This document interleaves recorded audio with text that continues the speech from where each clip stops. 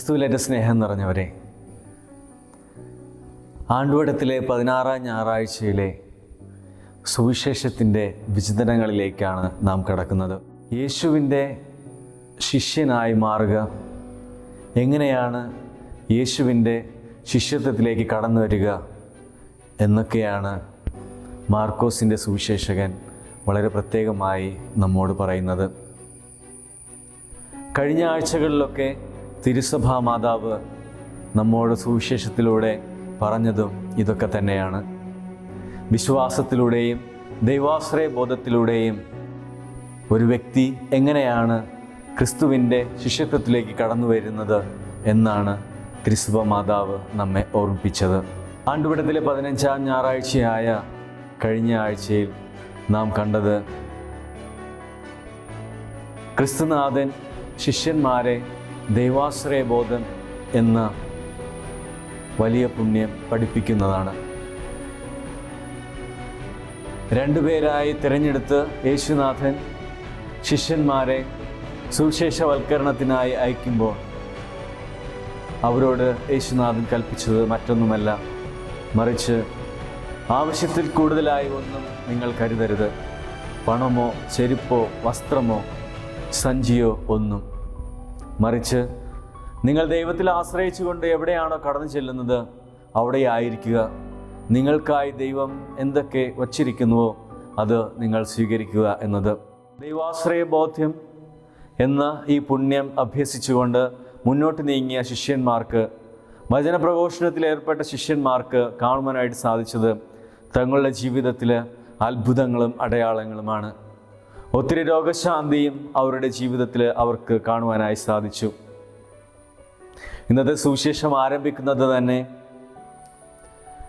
ക്രിസ്തുനാഥൻ തൻ്റെ ശിഷ്യന്മാരുടെ തിരിച്ചുവരവിൽ തൻ്റെ ശിഷ്യന്മാരുടെ അനുഭവങ്ങൾ പങ്കുവയ്ക്കുന്നത് ശ്രവിക്കുന്നതാണ്. അവരുടെ ജീവിതത്തിൽ ദൈവം പ്രവർത്തിച്ച അത്ഭുതങ്ങളും അടയാളങ്ങളും എങ്ങനെയാണ് അവരുടെ സുവിശേഷ പ്രഘോഷണം സ്ഥിരീകരിച്ചത് എന്നുമാണ്. ശിഷ്യന്മാരുടെ അവസ്ഥ മനസ്സിലാക്കിക്കൊണ്ട് ക്രിസ്തുനാഥൻ അവരെ തടാകത്തിൻ്റെ മറുകരയിലേക്ക് വിശ്രമത്തിനായി ക്ഷണിക്കുന്നു. എന്നാൽ അവർ മറുകരയിലെത്തുന്നതിന് മുമ്പ് തന്നെ യേശുനാഥനെയും തൻ്റെ ശിഷ്യന്മാരെയും കണ്ടുകൊണ്ട് ജനങ്ങൾ മറുകരയിലൂടെ ഓടിയെത്തുകയാണ് ചെയ്യുന്നത്.